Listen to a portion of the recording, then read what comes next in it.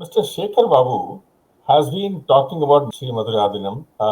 So, what do you think is happening? Why is this tug of war, or there's frustration that's showing up in Mr. Shekar Babu's comments? See, once again, the Adhina Kartars, right?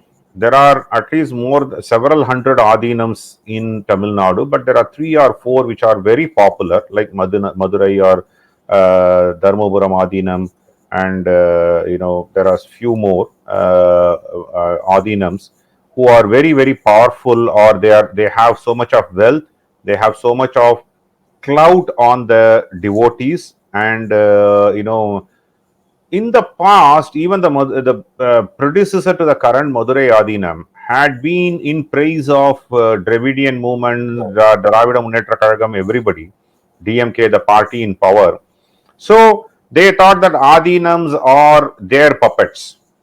Today, especially after this new Adhinam had come, and he started retaliating to the government's actions against the Hindu faith.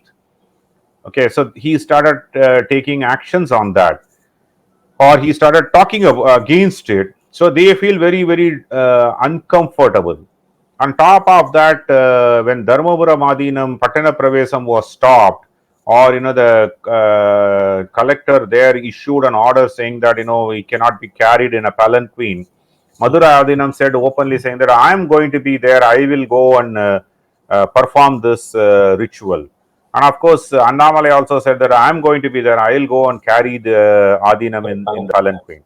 Okay. So all these put together is definitely troubled the HRNC minister, Mr. Shekar Babu, and also the government. So Adhinam is coming out very openly in the religious convention that happened a week or so before, in the Hindu religious convention, where he said very openly, distance himself from the Dravidian movement, distance himself from the anti-Hindu government. He started commenting critically about the government on their anti-Hindu policies, etc. So that is troubling them, because all along, as I talked very extensively about the Brahmin bashing and hatred, uh, converted that itself into anti-Hindu movement, and which the Adhinams are now resisting. Once again, Adhinams are resisting the conversion. Adhinams are coming in force against the anti-Hindu sentiments of the government and the party and the Dravidian movement, all put together. It is actually because their followers, their disciples are going to listen to this Adhinam, and that may probably have a repercussion on their elections, because Adhinam can even go and tell their disciples, don't vote for DMK. Like what happening in the church and the mosque, where they say that where the vote should go from of their community, Adhinams can come out publicly and then say, don't vote for DMK. If that happens, DMK's ability to come to power, winning elections, will be severely impacted.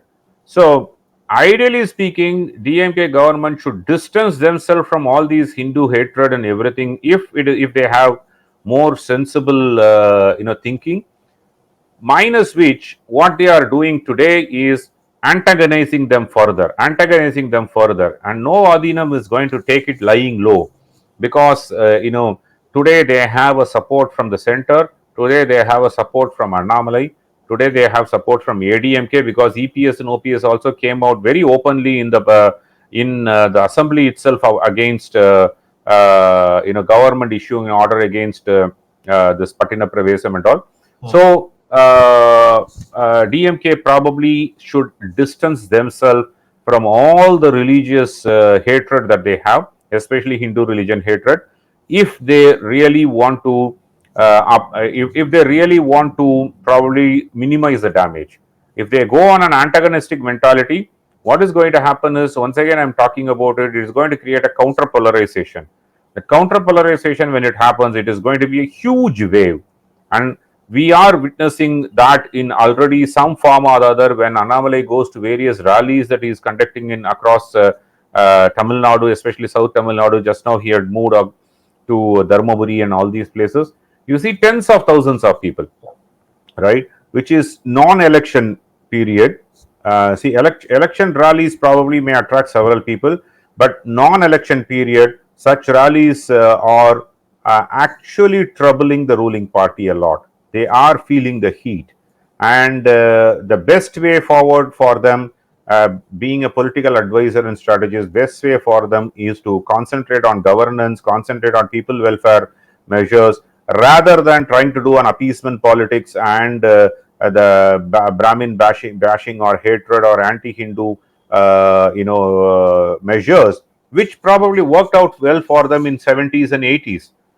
They actually they had the imagination of the people then because of Anna and Karunanidhi's oratory skills. They had the imaginations of people. Today is a social media era. When someone says something, within 10 minutes it spreads.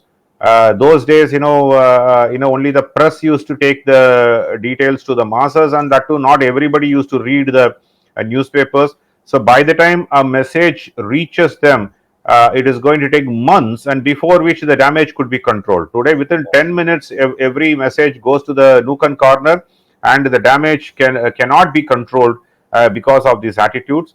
I think the government should think about it very, very seriously. Let's see what happens.